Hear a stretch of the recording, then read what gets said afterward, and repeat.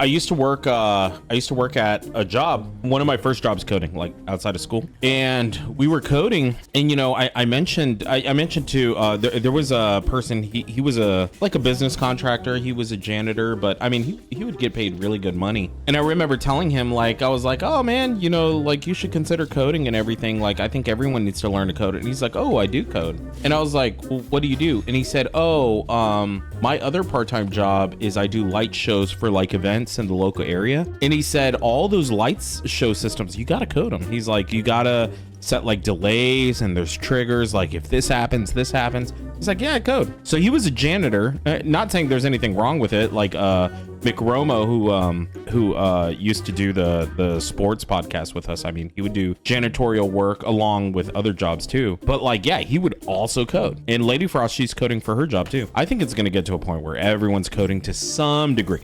They're automating something. And yeah, I mean, if ChatGPT helps you, use it.